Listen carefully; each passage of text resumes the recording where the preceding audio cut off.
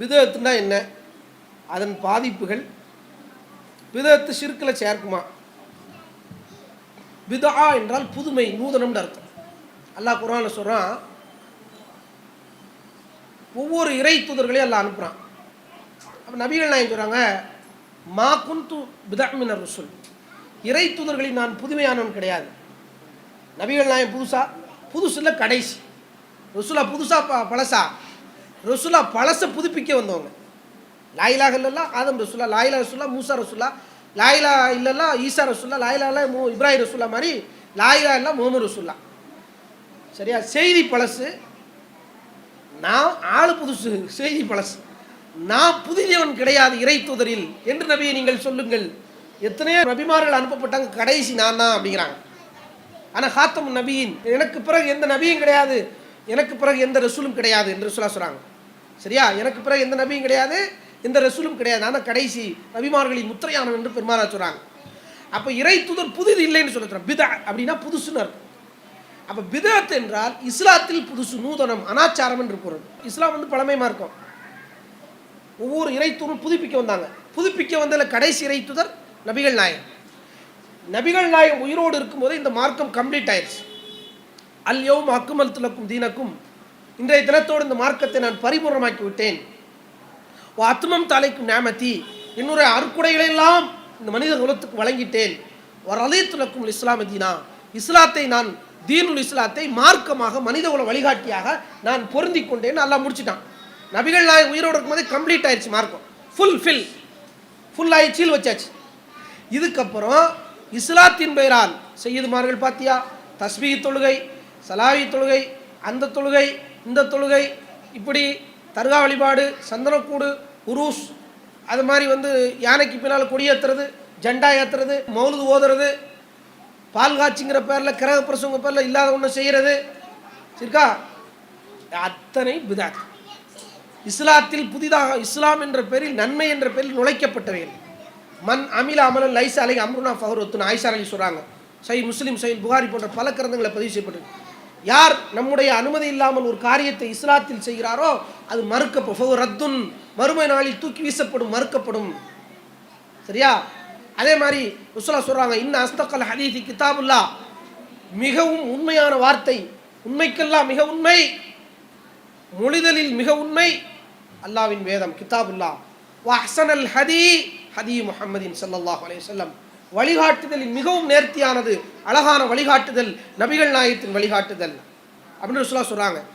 வ ஷர்ரல் உமூரி முஹ்தஸாத்துஹா, காரியங்களில் மிக கெட்டது புதிதாக உருவானவைகள், முஹ்தஸாத் புதிதாக உருவாக்கப்பட்டவைகள். குல்லு முஹ்தஸத்தின் பிதஆ, ஒவ்வொரு புதியதும் பிதஅத், நூதனம், இஸ்லாத்துக்கு புதுசு. குல்லு பிதஅத்தின் லலாலா, ஒவ்வொரு புதுசும் பிதஅத்தும் அனாச்சாரங்களும் வழிகேடு. குல்லு லலாலத்தின் ஃபின்னார், எல்லா வழிகேடும் நரகத்தில் கொண்டு போய் சேர்த்தோம். எதா இருக்கட்டும், அது தொழுகையின் பேரால், நோன்பின் பேரால், சக்காத்தின் பேரால், ஹஜ்ஜின் பேரால், உம்ராவின் பேரால், ஆடையின் பேரால், உணவின் பேரால், நடைமுறையின் பேரால், திருமணத்தின் பேரால், நிச்சயதார்த்தத்தின் பேரால், எதா இருக்கட்டும், அல்லாஹ்வும் ரசூலும் சொல்லாத அனைத்தும் பிதஅத். குல்லு பிதஅத்தின் தலாலா குல்லு தலாலத்தின் ஃபின்னார், எல்லா பிதஅத்து வழிகேடு, அத்தனை பிதஅத்தும் உங்களை நரகத்தில் கொண்டு போய் சேர்த்து விடும் என்று பெருமானார் ஸல்லல்லாஹு அலைஹி வஸல்லம் சொன்னாங்க. அப்போ யார் எனக்கு கட்டுப்படுகிறாரோ அவர் என்னை ஏற்றுக்கொண்டவர், யார் எனக்கு மாறு செய்கிறாரோ அவர் எனக்கு மாறு செய்தவர், வழிகேடர் என்று பெருமானார் ஸல்லல்லாஹு அலைஹி வஸல்லம். அப்போ பிதஅத்துண்டா அல்லாஹ்வும் ரசூலும் சொல்லாத செயல், இஸ்லாத்துக்கு புதுசு, அதை நம்ம செய்ய முடியாது. சரியா? அது என்னதான் இருந்தாலும் சரி, பிறப்பு முதல் இறப்பு வரை எந்த இடத்தில் அது இஸ்லாத்தில் நுழைக்கப்பட்டாலும் அது இஸ்லாத்துக்கு புதுசு. ஒரு டம்ளர் இருக்குது, இது நிறையா தண்ணி இருக்குது, ஜம்சம் வாட்டர். ஜம்சம் வாட்டர் நல்ல தண்ணி தானே, அல்லாஹ்வின் புறத்திலிருந்து கிடைச்ச வாட்டர், வரக்கு நிறைஞ்ச வாட்டர். அது சொல்ல நின்றுக்கிட்டு தான் குடிக்கணும்னா அப்படிலாம் ஒன்றும் இல்லை. அதில் போய் வேற ஒரு தண்ணியை ஊற்றுறிய, இப்போ என்ன நடக்கும்? ஒன்று வெளியே உள்ள தண்ணீர் உள்ளே போகும், இல்லாட்டா வெளில உள்ள தண்ணீர், ரெண்டுமே தப்பு. இந்த இதான் கிளாஸ் தான், கிளாஸு அது உள்ள சட்டங்கள் வகி தான். சம்சம் வாட்டர் ஃபுல்லாக நிரப்பியாச்சு. இஸ்லாம் என்ற கிளாஸில் அதனுடைய சட்டத்திட்ட வகி என்ற இறை செய்தியால் நிரப்பப்பட்டிருக்குது. இப்போ வெளியே இருந்து நீங்கள் தஸ்பீஹ் தொழுகையை போட்டால் உள்ளே இருக்க ஒன்று வெளியே போயிடும். அப்போ வெளியே இருந்து உள்ளே போனது இஸ்லாமாக பார்க்கப்படும். யானைக்கு பின்னாடி கொடியை தூக்கி சண்டை ஏற்றுறது உள்ள தூக்கி போட்டு வச்சுங்களேன், உள்ளே இருக்கிற போயிடும், வெளியே உள்ளே வந்துடும். அப்போ உள்ளே இருக்கிறது வெளியே வரக்கூடாது, வெளியே இருக்கிறது அவ்வளோ முடிச்சு காசு. இதான் பிதாத். சரியா வேண்டாம், புரியுதா? இந்த பிதத்தை செஞ்சால் எங்கே போவோம்? நரகத்துக்கு. எல்லாருடைய பாவத்தையும் சுமக்க வேண்டிய சொல்லணும். தவறாக புரிஞ்சுக்கிறது வேற, தப்புன்னு தெரிஞ்சப்புறம் பிதத்தை வாதாடினா இதை நாம் புரிஞ்சுக்கணும். அதனால் இது நரகத்துக்குள்ள பாதிப்பு ஏற்படுத்துங்கிறது. அதில் இன்னொரு கூடுதலாக கேள்வி கேட்டாங்க, அது சொல்ல வேண்டிய செய்தி தான். பிதத்து ஷிர்கில் சேருமா? சரி, இது சின்ன விளக்கம் இருக்குது, இதை மட்டும் சொல்லி பிடிச்சிக்கிறோம். அடிப்படையான கேள்வி தான். என்ன கேள்விண்டா, ஷிர்க்குண்டா இஸ்லாத்தொட்டு வெளியே போயிடுவார். இஸ்லாத்தொட்டு வெளியே போய் அல்லாவுக்கு இணை வைத்தால் அவர் பேர் யாக்கூபு, முகமது, சலாமு, அப்துல் சலாமு, தௌஹீதா, இஸ்மாயில் பீவின்னு பேர் வச்சுக்கலாம், என்னன்னாலும் பேர் வச்சுக்கலாம், XY. இணை வைத்தால் இஸ்லாங்கிற வட்டத்தொட்டு வெளியே போயிடுவார். நபியை மறுத்தால் இஸ்லாங்கிற வட்டத்தொட்டு போயிடுவார். அதே மாதிரி நபிமார்களை மறுத்தாலும் போயிடுவார். வேத அந்த ஈமானுடைய ஆறில் எதை மறுத்தாலும், குழப்பம் பண்ணாலும், அல்லாவுக்கு ஷிர்க் வச்சாலும், அல்லாவுடைய பண்புகளை மறுத்தாலும் இஸ்லாத்தொட்டு வெளியே போயிடுவார். ஷிர்கோ குஃப்ரோ ஒருவரை இஸ்லாம் என்ற வட்டத்தை விட்டு வெளியே தள்ளிடும். அவர் நம்ம கூட்டத்தில் வரமாட்டார். ஆனால் பிதத்து இஸ்லாத்தொட்டு வெளியே தள்ளாது. அல்லாஹ் நம்புறாரு, எல்லாம் ஏற்றுக்கிறாரு, குரான் ஏற்றுக்கிறார், எல்லாம் செய்கிறாரு. ஆனால் ரசூல்லா சொன்னதா நினைக்கிறார். தொப்புல கை கட்டுறது, அல்லாஹ் கொண்டு ஹனபி தொப்பில் கை கட்டுவது, அல்லாஹ் கொண்டு ஷாப்பி நெஞ்சில் கை கட்டுவார் அப்படின்னு வச்சுக்குவோம். அப்போது இவர் என்ன நினைக்கிறாரு, ரசூல்லா 4 முறையில் சொன்னாங்க, ஹனபி, ஷாபி, ஹம்பலி, மாலிக்கு 4 ஸ்டைலில் சொன்னாங்க, 4 வழிமுறையை காட்டினாங்கன்னு. ஆனால் ரசூல்லா மரணித்து 82 ஆண்டுகளுக்கு 80 ஆண்டுகளுக்கு பிறகு யார் பிறந்தா? மூத்த அறிஞர் இமாம் அபு ஹனீஃபா ரஹ்மத்துல்லாஹி பிறந்தாங்க. ரசூல்லா பிறந்து 80 வருஷம். இப்போ அபு ஹனீஃபா இமாம் ஹனீஃபி மதுஹப் தான் சரியான பாதை, நேரான பாதைண்டா. ரசூல்லா இறந்து 80 வருஷம் வரைக்கும் அவர் பிறந்த உடனே ஈசா நபி மாதிரி இஸ்லாத்தை சொல்லிட்டாருன்னே வச்சுக்கிடுவோம். இமாம் அபு ஹனீஃபா ரஹ்மத்துல்லாஹி அலைஹி இந்த 80 வருஷம் இருந்தாங்கல்ல, சஹாபாக்கள், தாபீன்கள், தபோ தாபீன்கள்லாம் இருந்தாங்கல்ல, இவங்க எந்த மதுஹப்ல இருந்தாங்க? மதுஹபுக்கு இமாமே 80 வருஷம் கழிச்சு பிறக்கிறாரு. பிறந்த உடனே ஈசா நபி மாதிரி மார்க்கத்தை சொல்லுவார்னு வச்சுக்கிட்டாலும் இந்த 80 வருஷம் ரசூலுல்லாஹ்க்கு அப்புறம் இருந்துச்சுல, இவங்கெல்லாம் வழிகேடர்களா? அவங்களுக்கு ஹனபின்னு ஒரு மதுஹபே இல்லையே. ஹனபிமா பிறந்த பிறகு தானே ஹனபி மதுஹப் வந்திருக்கணும். இவ்வளோ தவறான பிழையான செய்தி பத்திரிகளா? இப்போ அருமை சகோதரிகளை, தாய்மார்களை, சகோதரர்களை கண்ணியத்துக்குள்ளே சிந்திக்கணும். மதுஹப் நேர்வழி என்று நினைச்சா அது தப்புன்னு புரிஞ்சுக்கிறணும். இப்போ உதாரணத்துக்கு ஹனபி இமாமே சொல்கிறாரு, ஷாபி இமாம் சொல்கிறாங்க காவி ஆடை உடுத்துவது ஹலால்னாங்க, ஹதீஸ் கிடைக்கல. ஷாபி இமாம் தான் ஹதீஸ் கலையின் முதல் விற்பனர்.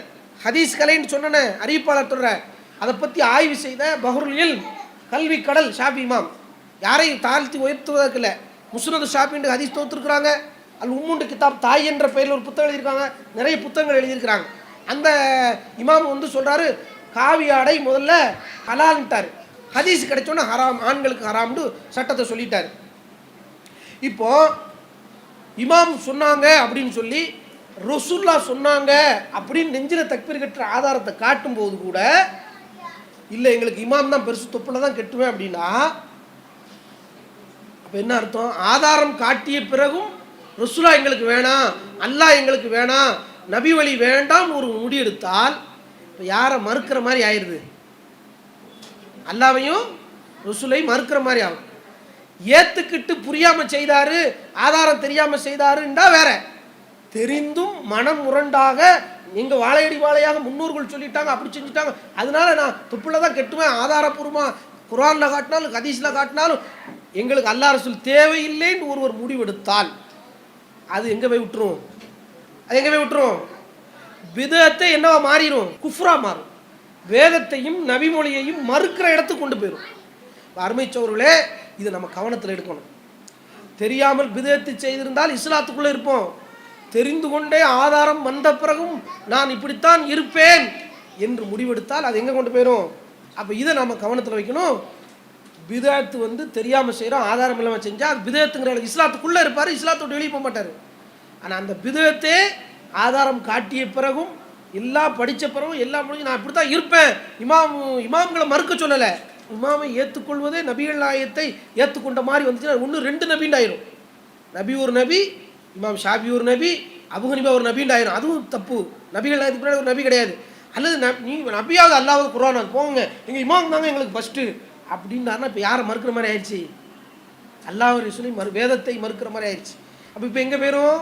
இஸ்லாமுங்கிற வட்டத்தை விட்டு பிதஅத்து அவன் என்ன மனநிலை இருக்கான்னு அவன் தான் தெளிவுபடுத்தணும். பிதஅத்தில் இருப்பவர்கள் தான் இதை தெளிவுபடுத்த வேண்டும். பிதத்தும் ஷிர்காய் பாவம்டா நிலைப்பாட்டை தெளிவுபடுத்துகிற வரைக்கும் அதில் ரெண்டு இருக்குது.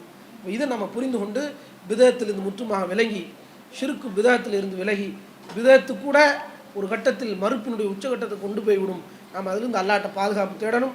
இல்லாமல்ல இறைவன் லா இலாஹ இல்லல்லாஹ் முஹம்மது ரசூலுல்லாஹ்விலேயே வாழ்ந்து அந்த இறை செய்தியிலேயே மரணிக்கிற பாக்கியத்தை தரணும்.